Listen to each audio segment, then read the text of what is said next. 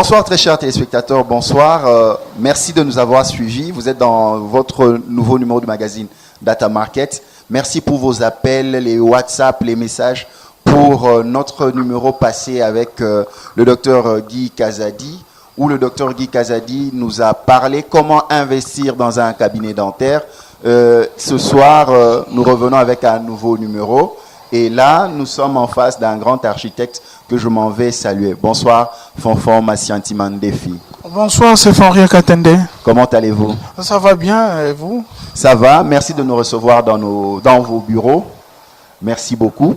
De rien. Avec votre permission, nous allons saluer tous nos téléspectateurs qui nous suivent dans le monde. Je vous en prie. Et là, nous allons aux États-Unis d'Amérique pour saluer Lauriane Bilondambay qui nous suit depuis Dallas, Denver, Washington. Je vais au Brésil, je salue tous nos téléspectateurs. Je reviens au Canada, Laval, Montréal, Québec. Je salue tous nos téléspectateurs. Je reviens du côté de l'Europe. Là, je vois Paris, je vois Bruxelles, je vois Le Châtel, Lausanne, je vois Cologne. Merci de nous suivre. Là, je reviens en Afrique.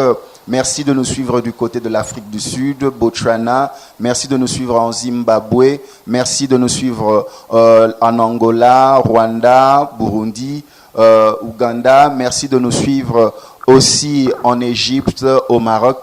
Merci de nous suivre au Gabon. Merci de nous suivre au Mali, au Sénégal. Je reviens ici en République démocratique du Congo. Merci de nous suivre à l'Équateur, Bongandanga. Merci de nous suivre à Yambi, Bandundoville. Merci de nous suivre à Beni, Walungu, Goma, Bukavu. Merci de nous suivre à Kinshasa. Merci de nous suivre à Brazzaville. Merci à tous nos téléspectateurs. Ce soir, nous allons parler du secteur de la construction. Quelle est l'implication du secteur de la construction pour le développement? Pour en parler, je reviens auprès de notre invité de ce soir, Fonfon Massiantima, qui est architecte. Encore une fois, bonsoir Fonfon. Bonsoir Saint-Fond. Fonfon, nous allons parler d'un secteur important. Tu es expert dans ce secteur. Tu es en même temps entrepreneur dans ce secteur. Par exemple, là, nous sommes dans vos bureaux. Est-ce que, d'entrée de jeu, pouvez-vous nous présenter vos bureaux? Parce que c'est là où nous présentons Data Market dans cette soirée. Merci. Comme vous venez de le dire, je suis architecte. Je gère un bureau d'études qui s'appelle Progress Consulting. Progress Consulting, c'est un bureau d'études qui a eu beaucoup de projets, surtout gérés avec les bailleurs de fonds. Notamment, les bailleurs de fonds principal, c'était la Banque africaine de développement. Là, on vient même d'achever un projet avec PADIR, qui est un projet de développement des infrastructures rurales, notamment dans les Bas-Congo et dans les Kasaï. Et aussi, nous avons fait une mission de contrôle. Vous savez, la route asphaltée de Chikapa, qui vient d'être revêtue actuellement, c'est avec notre bureau d'études, nous avons effectué la mission de contrôle avec les projets pris. Donc, en cette matière, nous avons déjà un background. Bon, l'objectif, c'est d'aller plus en avant. Très bien dit, aller plus en avant, mais avec vous, nous allons parler de l'implication du secteur de la construction dans le développement. Fonfon Massianti Mandefi, quand on parle du secteur de la construction,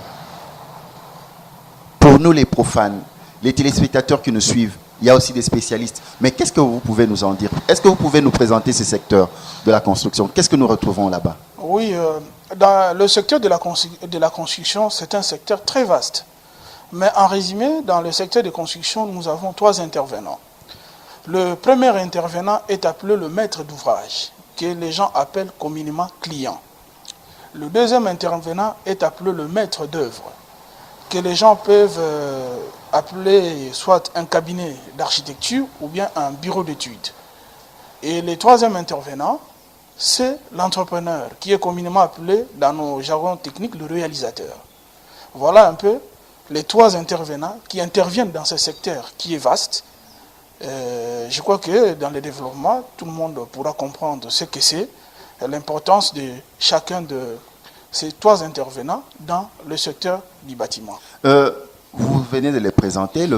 Là, vous avez un premier participant qui est le maître d'ouvrage que vous appelez client. C'est qui le client? C'est une personne morale? C'est une personne physique? Qu'est-ce qu'elle demande auprès des architectes, de constructeurs? Quel est ce besoin du client? Le client, c'est qu'il faut comprendre, un client que nous appelons dans les jargons techniques le maître d'ouvrage, ça peut être une personne physique ou une personne morale. Une personne physique, c'est comme vous. Vous avez travaillé et vous voulez construire une maison. Et une maison, c'est l'investissement de toute une carrière. C'est vous qui êtes à ce moment-là le maître d'ouvrage. Et ça peut aussi être une personne morale. La personne morale, elle peut être l'État congolais. Un client, comme nous appelons dans notre jargon technique, un client, c'est le maître d'ouvrage. Le maître d'ouvrage, elle peut être une personne physique ou une personne morale. Une personne physique, c'est comme toi, tu as fait une carrière, tu as investi, tu as des moyens et tu veux construire un logement qui est un investissement de toute une vie. Et ça peut aussi être une personne morale, qui signifie d'abord l'État, ou bien une association, notamment une entreprise du genre Vodacom, Canal+, tous ces types d'entreprises qui ont une personnalité juridique, qu'on peut dire une personne morale, quoi. Maintenant, les clients, c'est qui? Les clients, c'est la personne qui veut construire un ouvrage, qui a besoin d'avoir un ouvrage, qui a un besoin. Cet ouvrage peut être une maison d'habitation, ça peut être un hôpital, ça peut être un aéroport, ça peut être une usine, ça peut être un aéroport, ça peut être un ouvrage d'une grande, on peut dire une structure de génie civil, notamment les ponts, un viaduc. Ce sont là les ouvrages qui peuvent être commandés par un client. Alors, le client qui commande l'ouvrage, il a l'idée de son ouvrage. Il doit définir l'envergure de ses besoins. Il doit définir ses exigences. Maintenant, nous prenons le cas d'une personne morale. Dans le cas d'une personne morale, dans son sein, il peut engager un architecte appointé, qui va définir le besoin du maître d'ouvrage sur base d'un programme. Le programme est défini, les exigences sont définies. À ce moment-là, le maître d'ouvrage aura besoin de maître d'œuvre afin de matérialiser son programme. Et ce maître d'œuvre n'est rien d'autre que l'architecte ou bien un cabinet d'architectes. Le cabinet d'architectes, sur base de ces programmes, il va concevoir un ouvrage qui répond aux exigences du maître d'ouvrage. Mais cela ne se passe pas aussi de gré à gré seulement. Surtout dans le cas d'une personne morale, surtout dans le cas de l'État. Il y a des procédures qu'on appelle des procédures de passation des marchés.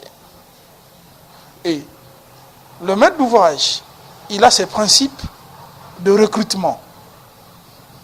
Il va faire ce que nous appelons une demande de cotation.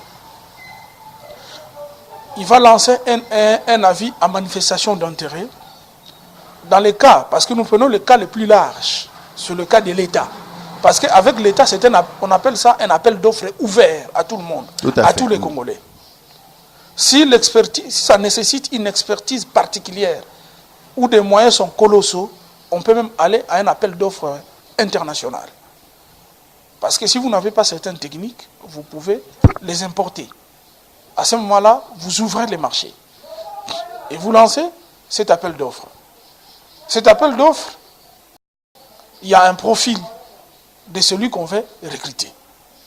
Parce qu'au départ, il n'y a pas que les programmes. Le maître d'ouvrage définit aussi la personne, les profils expérimentés qui peut réaliser son ouvrage. Parce que le maître d'ouvrage, à son sein, a aussi des architectes qui ont une idée du cabinet qui peut réaliser l'envergure de cet ouvrage. Et ce profil est défini déjà quand on lance un avis à manifestation d'intérêt, où tout le monde peut participer. Les exigences peuvent être, du point de vue d'abord ancienneté, c'est un cabinet de X années, et puis du point de vue expérience, ce cabinet a réalisé des ouvrages de telle envergure, on peut en demander un au minimum ou deux au plus. Très bien dit, Fonfon Massiantima. Nous vous avons suivi en long et en large, très attentifs. Les téléspectateurs sont branchés dans ce que vous êtes en train de dire. Maintenant, il y a deux facettes que nous aimerons comprendre. Qu'est-ce que nous devons savoir par rapport aux entreprises de construction, ainsi que la main-d'œuvre qualifiée ou non qualifiée qui sont impliquées dans le travail? Premièrement, est-ce que vous pouvez nous classifier les différentes entreprises qui existent dans le domaine de la construction? Bon, merci beaucoup, parce que là, nous sommes à la deuxième étape. Voilà. Donc, ça me permet de répondre même. La troisième étape, c'est là où je vais répondre à votre préoccupation. Tout à fait. À la troisième étape, nous avons l'entrepreneur. Lorsque l'architecte a ficelé l'étude, il donne au maître d'ouvrage tous les éléments possibles afin que son ouvrage soit réalisé. C'est ce que nous appelons les dossiers d'appel d'offres. Les dossiers d'appel d'offres permettent au client ou au maître d'ouvrage de pouvoir recruter l'entrepreneur qui devra réaliser l'ouvrage qu'il a besoin, mais sous la surveillance de l'architecte, qui aura une deuxième mission. C'est la mission de contrôle et surveillance, afin que l'ouvrage soit réalisé tel qu'il l'a prévu. Vous voyez?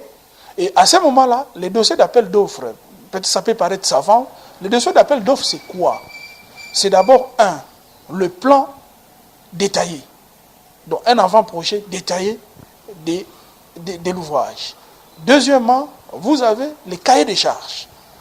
Les cahiers des charges, ce sont des exigences techniques que le maître d'ouvrage veut avoir dans la réalisation de son travail. Et ces exigences sont du point de vue personnel, du point de vue équipement et du point de vue chiffre d'affaires. Et du point de vue garantie. Parce qu'il faut des garanties bancaires, parce qu'on ne prend pas de risques. Les gens ne comprennent pas ce qu'un bâtiment, c'est un projet qui peut nécessiter beaucoup de millions. Un ouvrage, même des ouvrages de génie civil, ce sont des projets qui peuvent nécessiter beaucoup de capitaux. Parce que tu peux t'imaginer une route, si tu peux avoir 100 km de route qui peuvent te coûter plus de 60 millions de dollars. C'est déjà une grande entreprise, dans une entreprise. Tout à fait. Qu'il faut gérer. Voyez-vous? Même certaines banques n'ont pas des capitaux pareils. Exactement. Donc il faut, à ce moment-là, que les cahiers des charges soient là pour essayer de recadrer tout le monde. Et dans les domaines de construction, nous avons un cahier des charges général. Ça, c'est l'État qui dégage ces cahiers des charges avec ses exigences. Mais il y a aussi des cahiers des charges particuliers liés au ouvrage spécifique qu'on est en train de construire. Et si on a un bâtiment, le cahier des charges est particulier à cet ouvrage-là. Si c'est une route, il est particulier à cet ouvrage-là. Mais au départ, il y a tous les aspects généraux. Donc il faut un cahier des charges. Il faut un cahier des charges. Pour pouvoir construire. Pour pouvoir construire. Et troisièmement, il y a ce qu'on appelle un devis confidentiel. Le devis confidentiel n'est rien d'autre que les coûts de l'ouvrage, que les maîtres d'ouvrage gardent jalousement, qui ne communiquent pas. Parce que ça reste un élément dans les critères d'évaluation des offres. À ce moment-là, le maître d'ouvrage va choisir son entreprise, telle que nous venons de le voir. Son entreprise pour réaliser l'ouvrage. Et cette entreprise sera recrutée, dans le cadre d'un projet de l'État, sur un appel d'offres ouvert. Un appel d'offres ouvert, tel que nous venons de dire, c'est-à-dire qu'on donne à tout le monde d'avoir la même chance de participer. Mais déjà, au départ, il faut comprendre l'envergure du marché. Parce qu'il faut qu'il n'y ait pas de confusion. Si c'est un petit ouvrage, ça va nécessiter une petite entreprise de construction. Si c'est un grand ouvrage, ça va nécessiter une grande entreprise de construction. C'est là où je vous dis, nous avons au moins deux catégories d'entreprises. Nous avons de grandes entreprises de construction dont, dans notre pays, on leur donne une qualificatif de catégorie. Donc ils sont dans les catégories A et B. Et ça, ce sont des industries de construction. Parce qu'ils se spécialisent dans des travaux de grande envergure. Vous voyez? Et nous avons des petites entreprises. Et ils sont dans la catégorie, chez nous, dans la catégorie D, C et D. Et ils font des ouvrages de moyenne envergure ou de petites envergures. Vous voyez? Et c'est autour de ces petits ouvrages qu'il y a plus d'entrepreneurs. Parce qu'il faut comprendre, les grands ouvrages de génie civil, ce sont des grands capitaux. Ça nécessite aussi des grandes sociétés. Parfois, il n'y en a pas beaucoup. Parfois, il faut aller chercher ces sociétés ailleurs. Parfois, nous n'avons même pas ces sociétés chez nous. Mais des petites entreprises, c'est ce que nous avons. C'est là où l'État peut résorber la classe moyenne. Et ce qu'il faut comprendre, les entreprises de construction, ce sont des affaires. Ils ont une capacité d'employer beaucoup de gens. Et si l'État veut faire profiter à tout, au moyen, comment je peux dire, à tout le monde, ceux qui sont dans la classe ouvrière, de pouvoir profiter parfois des moyens de l'État. Parce que l'État peut dégager des bénéfices dans le bien et consort.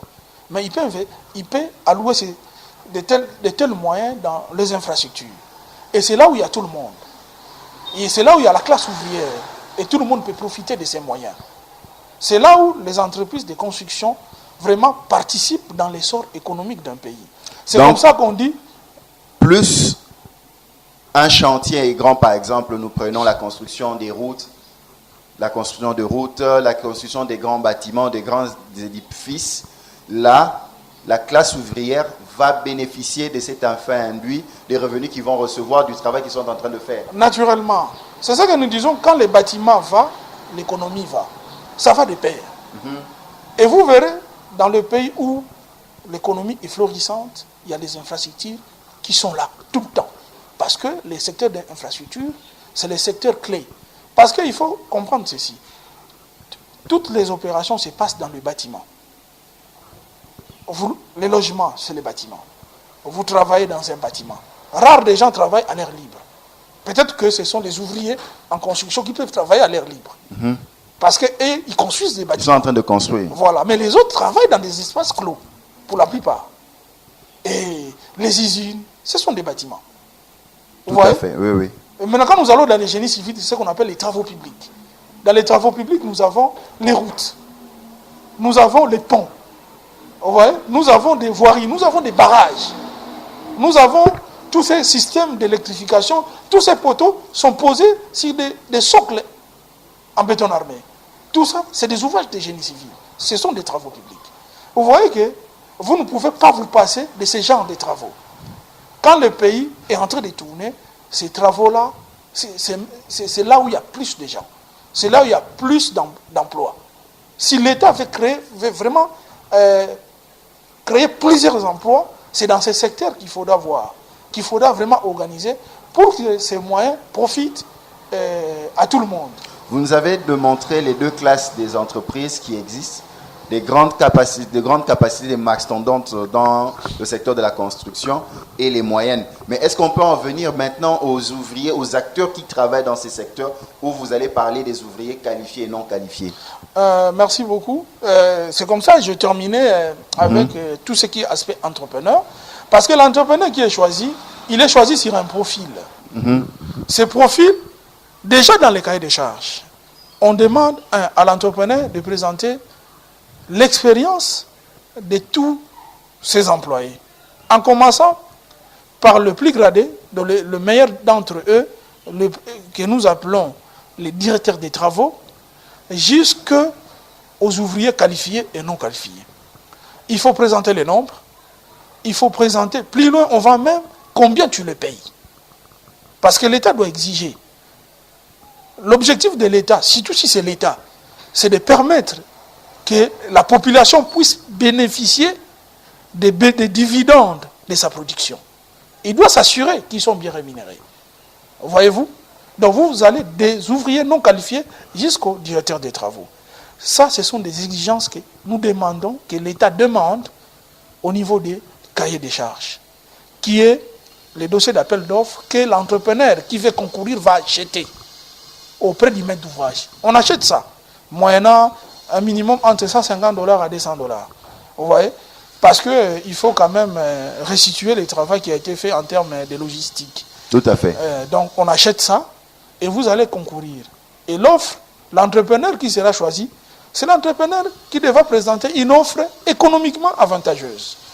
Et ça, il faut le comprendre, économiquement avantageuse, c'est-à-dire qu'il entre dans les coûts, mais il présente un ouvrage de meilleure qualité. Ça ne signifie pas que c'est moins cher ou c'est plus cher. Mais c'est une offre.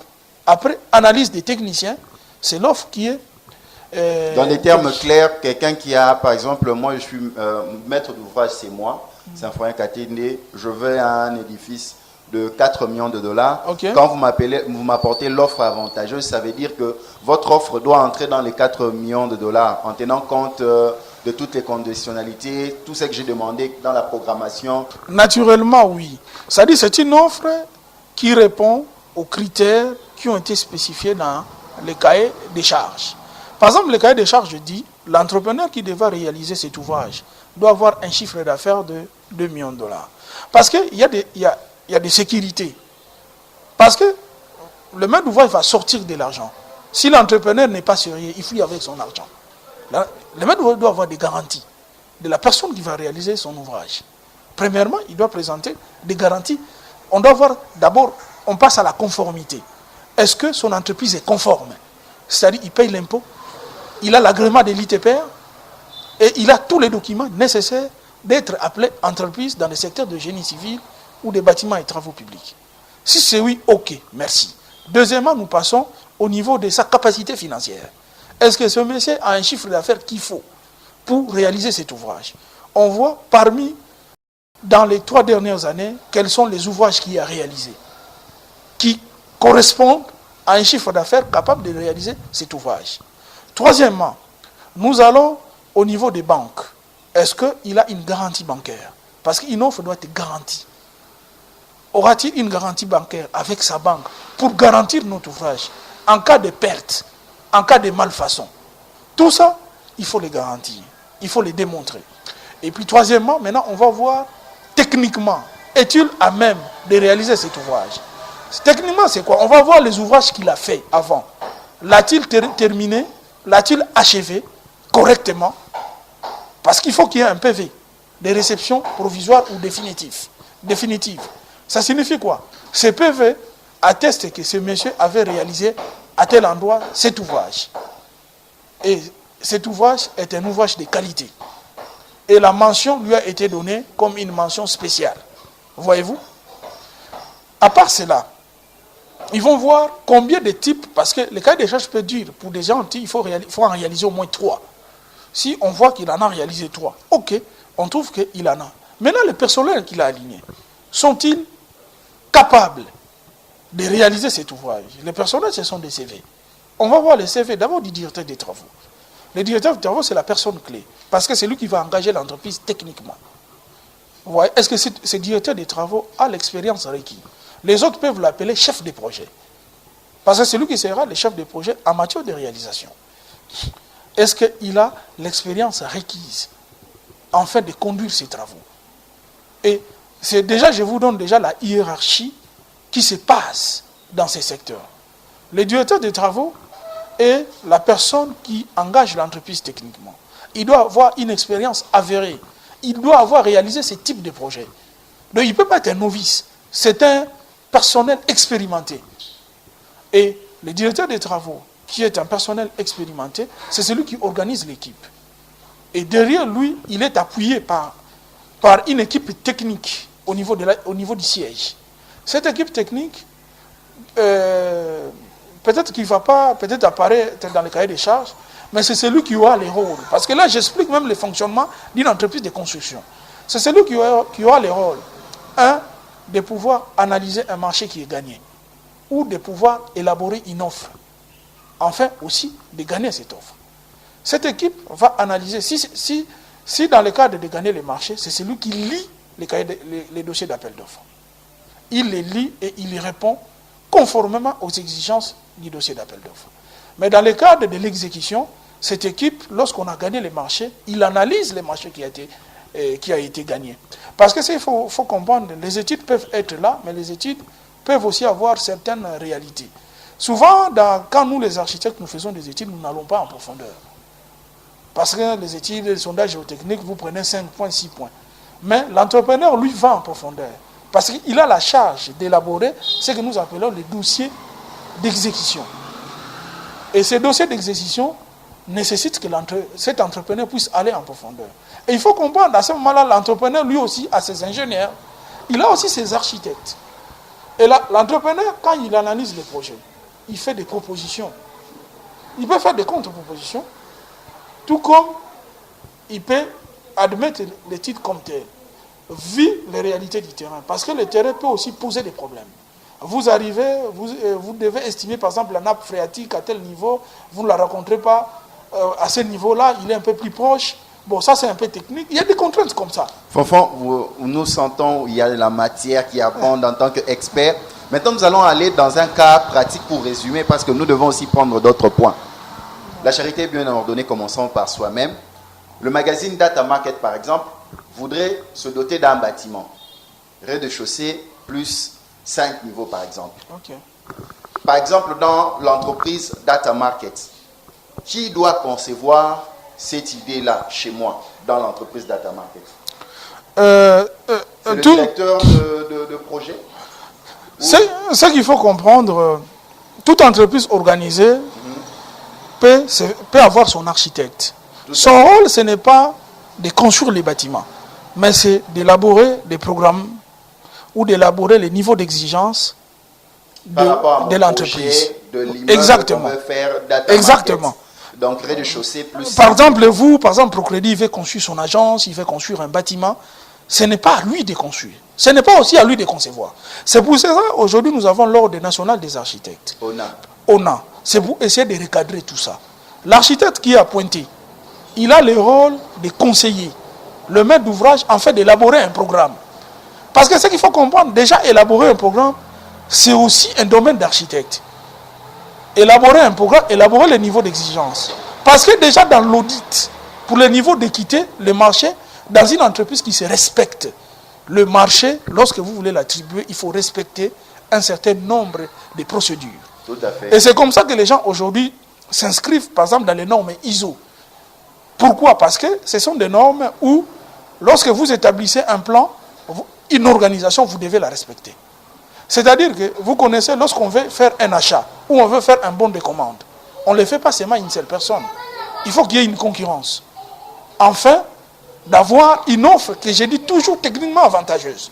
Tout à fait. C'est pour l'intérêt de la société. Donc, là, dans mon entreprise, c'est l'architecte de l'entreprise engagé par Data Market qui va vous donner les exigences que l'entreprise Data Market attend dans la construction du bâtiment que nous avons besoin.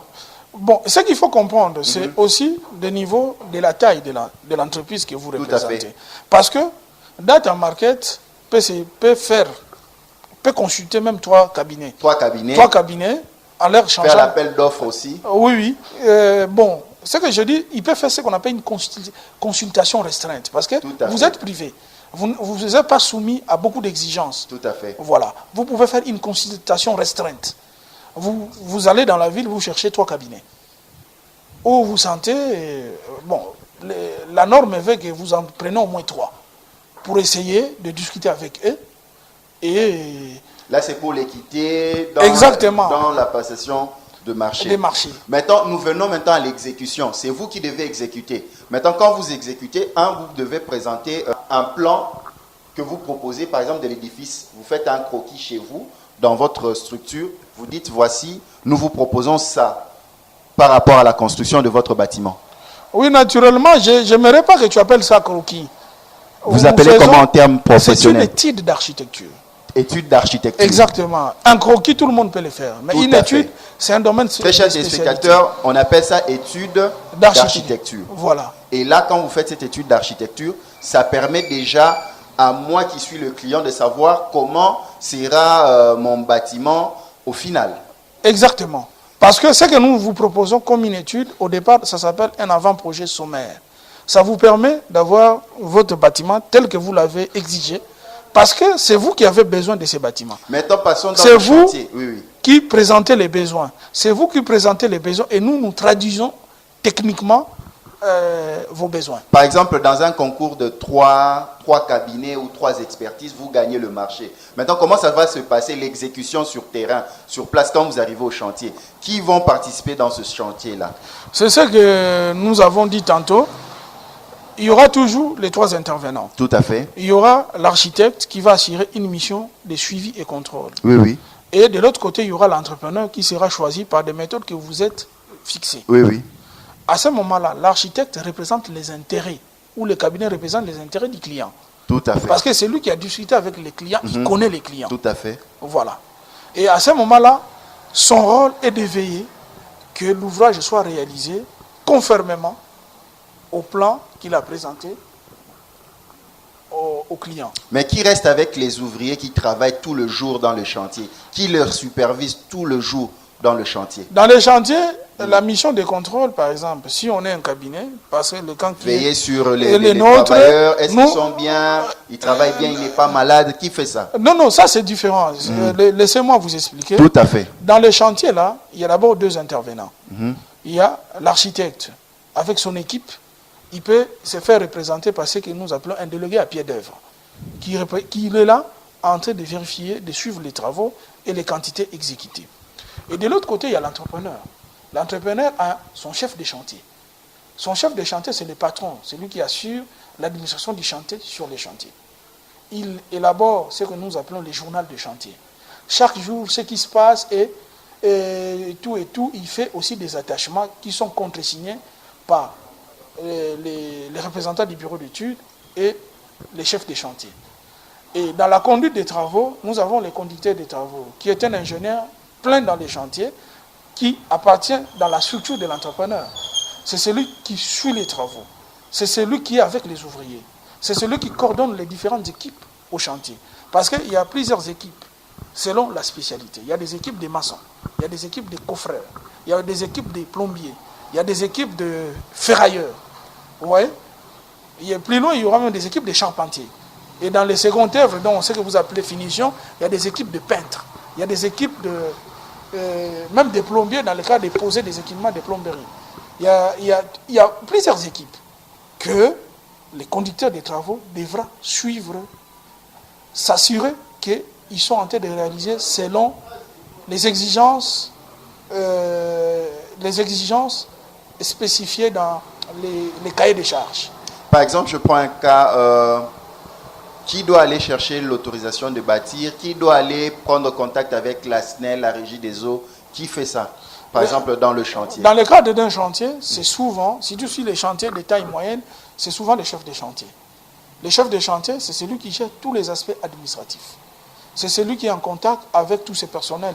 Il peut ravitailler les chantiers, il peut faire le raccordement en eau potable, en électricité, en téléphone. C'est celui aussi qui organise les chantiers. Parce que les chantiers, il faut bien l'organiser pour éviter les accidents et aussi pour éviter les conflits de circulation. Parce que nous, dans la construction, un chantier, c'est aussi une organisation. Ce qu'il faut comprendre, un chantier doit être bien organisé afin d'éviter des conflits. Donc c'est vraiment un grand management, hein? Oui. Il y a même toute une étude dans la gestion des chantiers. Il y a même des plannings autour du chantier. Nous avons différents types de plannings. Bon, pour la plupart des cas, les gens utilisent même les plannings Gantt. Il faut même déterminer les schémas critiques. Tout ça. Les chantiers, c'est vraiment tout un business. Surtout les chantiers, ce sont des affaires dans l'affaire. Vous voyez? Si vous avez un chantier de 60 millions, si vous avez même un chantier de 5 millions, c'est une affaire dans l'affaire. Donc, on entreprend dans le domaine de la construction. Exactement. Donc, c'est un business. On peut gagner sa vie, devenir grand grâce au secteur de la construction. On peut même devenir milliardaire. Aujourd'hui, il y a des entreprises de construction qui ont des chiffres d'affaires de milliards à travers le monde, qui sont même des firmes avec des succursales partout. C'est des grands noms, c'est des multinationales. Fanfan Massiantima, nous sentons que la matière est abondante, mais nous courons aussi derrière le temps. Maintenant, comment faire bénéficier une ville, que la ville puisse gagner grâce au secteur de la construction?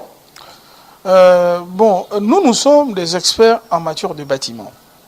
Ce pays nous a formés afin d'aider ces pays à que les gens bénéficient de ce secteur d'une façon efficiente. Vous savez, avec nos idées, les gens peuvent être mieux logés, surtout dans le cas des logements, c'est un problème qui se pose. Les gens peuvent être mieux logés dans un coût aussi réduit. Mais là, si nous exploitons ce que nous appelons la politique du nombre, c'est-à-dire nous sommes en pays. C'est quoi la politique du nombre? La politique du nombre, c'est quoi? C'est comme tantôt je vous disais une fois, quand vous m'avez réussi ici deadline, avec Dresson au fond, nous sommes dit quoi? Avec 80 millions d'habitants, nous pouvons avoir une économie en réseau. Nous sommes dans la ville de Kinshasa. Kinshasa, c'est une vieille ville. Il est très difficile d'abord de la remodeler, tout d'un coup. Ce qu'il faut, c'est quoi? Si aujourd'hui nous avons un État stable, tout le monde peut avoir un minimum de salaire. Vous savez, si, prenons le cas, nous avons par exemple 10 000 personnes, nous sommes une ville de 12 millions. Nous prenons un cas, 10 000 personnes ont besoin d'être bien logées. Ils travaillent. Ils ont un salaire stable. Ils ont une perspective de stabilité de 10 ans ou de 5 ans. Ces gens peuvent dire, bon, nous voulons avoir une maison, mais dans un prix abordable. Par exemple, il gagne 1500, il peut dire, bon, je peux mettre de côté $500 pour avoir une maison de bonne qualité. $500 multiplié par 12, c'est 6 000. Vous multipliez par 5, c'est $30 000. Ça signifie que à $30 000, il peut avoir un logement. Mais si seul il conçut ses logements, mais c'est les yeux de la tête, il aura du mal à avoir un logement décent, répondant vraiment dans des normes architecturales. Parce qu'il faut acheter le terrain, il faut construire. À ce moment-là, si les 10 000 personnes se mettent ensemble, ils font maintenant ce qu'on appelle l'économie du nombre. Ils mettent ensemble $30 000. Vous voyez, $30 000 fois 10, c'est 300 000, fois 100, c'est 3 millions, fois 1000, c'est 30 millions, fois 10 000, c'est 300 millions de dollars. Vous voyez, 300 millions de dollars, c'est énorme. Avec 300 millions de dollars, on peut acheter un terrain, des hectares de terrain. Et dans ces terrains, on peut aménager des maisons. À ce moment-là, on va même mettre en place une industrie de construction. Vous voyez? Déjà, en mettant en place une telle économie, vous avez créé de l'emploi. Parce qu'il y aura une industrie de construction. Il y aura une entreprise de grande envergure qui va s'installer. Il y aura une briqueterie, voire même la cimenterie, parfois ça coûte pas cher. Tout à fait. Avec un chiffre d'affaires de 20 millions, vous avez une cimenterie. Vous pouvez avoir une entreprise de carreaux, parce que vers le Bas-Congo, nous avons des pierres. Vous pouvez mettre en place une usine de pierres, parce que vous avez l'argent. Sûr. Tout autour. Et la réalité dans tout ça, c'est quoi? C'est que les coûts pour réaliser l'ouvrage vont baisser. Même quand vous achetez à l'extérieur, vous allez acheter à Dubaï. Quelqu'un qui achète 10 tôles est différent de quelqu'un qui achète plus de 100 000 tôles. Tout à fait. Là, il ne voit pas de petits commerçants, mais il prend un contrat avec une usine qui viendra livrer sur place. Et dans un délai raisonnable, avec un cahier de charges, où vous spécifiez des qualités. Vous voyez? Et lorsqu'il s'agit d'un grand nombre, il y a l'exonération. Parce que c'est un développement social. Il y a un impact social. L'État ne va pas vous taxer la douane. C'est ça que les gens oublient. Il y a l'exonération, vous ne payez pas la douane. Parce que c'est un projet en impact social. Parce que vous êtes en train de résoudre une faiblesse que l'État. C'est-à-dire le ministère de l'économie, même le ministère du développement rural, où tout ça, ils peuvent donner des exonérations. Parce que c'est un domaine porteur de croissance. Combien d'emplois sera créé à ce moment-là? Il y en aura beaucoup. Et lorsque vous construisez 10 000 logements, c'est toute une ville que vous venez mettre en place. Une ville de développement. Et il y aura des avenues macadamisées. Et nous disons, quand vous mettez des logements comme ça, il faut des équipements sociaux communautaires. N'entend pas une école de qualité. Avec ces moyens, ça peut engendrer cette école de qualité.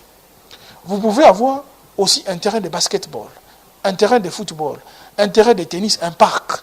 Donc cette ville va s'autosuffire à elle-même. Exactement. L'objectif, c'est que vous mettez vraiment en place un projet qui va s'autosuffire et financé par les bénéficiaires. Parce que là, nous parlons de la politique du nombre, qui est une politique extraordinaire. Et dans ça, si la ville termine, et dans la ville, vous avez même des supermarchés. Vous pouvez même appeler un investisseur en supermarché. Vous lui dites, voici les clients que vous avez. Ici, là, vous serez seul. Parce que c'est la politique du monopole. Un investisseur peut venir lorsqu'il a le monopole. À ce moment, il est assuré qu'il va rentabiliser son affaire. Et il peut engager les enfants qui seront dans les quartiers, qui vont bien installer. Dans les 5 ans, ton contrat peut terminer.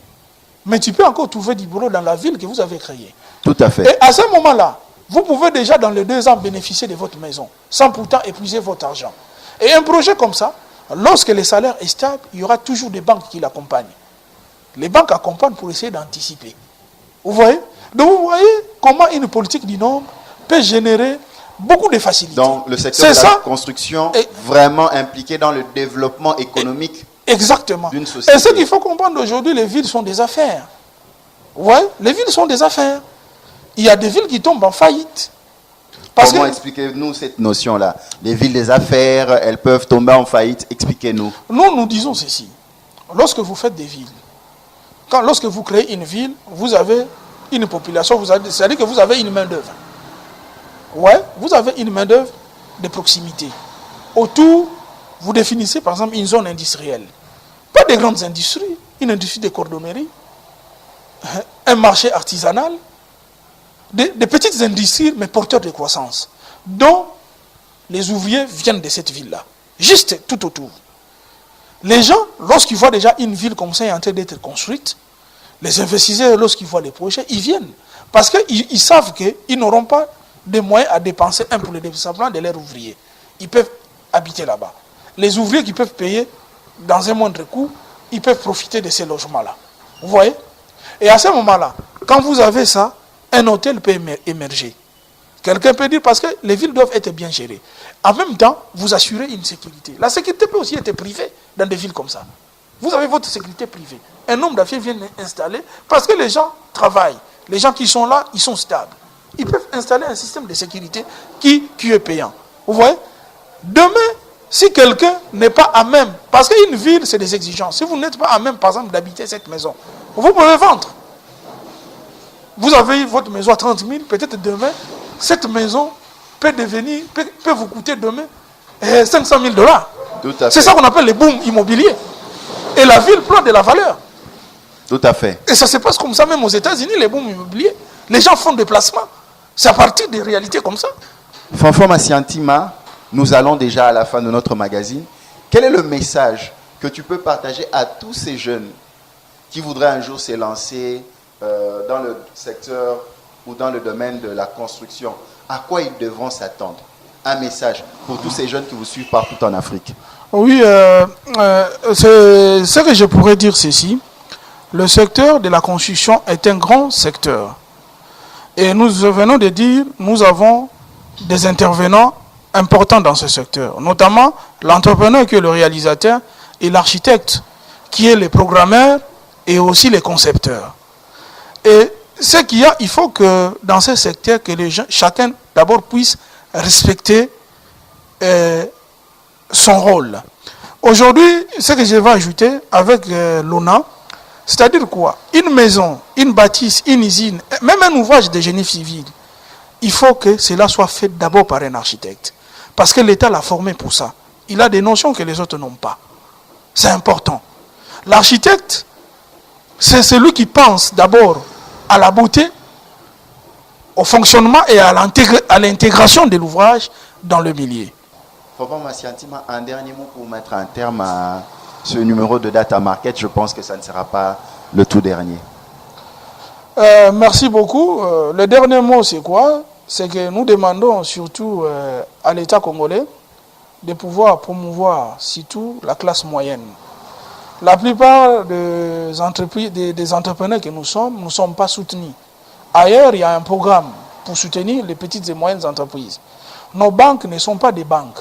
ce sont peut-être des digablos. Parce que le niveau d'intérêt de ces banques-là, ça laisse à désirer. Aujourd'hui, ces banques-là n'accompagnent pas les entrepreneurs. Il faut demain que nous ayons une économie stable et des lois contraignantes qui permettent aux entrepreneurs sérieux d'émerger. Ainsi, le Congo pourra profiter parce que c'est cette classe-là qui peut engager plus de Congolais moyens, plus de Congolais qui sont en train de circuler. C'est cette classe-là qui peut former. Parce que si je suis entrepreneur, j'aurai besoin des ouvriers qualifiés. Ces ouvriers qualifiés, ils viennent lorsqu'ils sont formés. On peut les envoyer à l'INPP, où ils peuvent acquérir un minimum de connaissances et de les utiliser. Et c'est cette classe moyenne d'entrepreneurs qui peut aider l'État à lutter contre le chômage. Parce que, comme on dit, ce sont les investissements privés qui créent la richesse. Et si vous ne laissez pas au privé d'investir dans le secteur, si l'État veut tout faire seul, il sera essoufflé à un moment. Merci Fanfan Massiantima, ça c'est votre dernière intervention dans Data Market pour ce numéro. Merci, vous nous avez suivis de partout, vous nous avez suivis de l'Europe, de l'Amérique, de l'Asie, vous nous avez suivis de l'Australie, vous nous avez suivis de la RDC, vous nous avez suivis de l'Afrique. Nous étions avec Fanfan Massiantima, Défi, qui est architecte, qui est spécialiste entrepreneur dans le domaine de la construction. Avec lui, il nous a parlé de long en large de ce secteur qui est porteur de croissance. Il faut l'observer, il faut accompagner ce secteur et que pour tous les jeunes qui veulent un jour devenir entrepreneurs dans ce secteur, les portes sont ouvertes. Vous voulez suivre ce magazine en entièreté sur notre portail numérique, vous pouvez aller sur la page Facebook de Data Markets pour suivre cette émission réalisée avec l'architecte Fanfan Massiantima Défi ou aller en profondeur dans notre chaîne YouTube Symphorien Katende TV. Abonnez-vous. Je vous dis à la prochaine.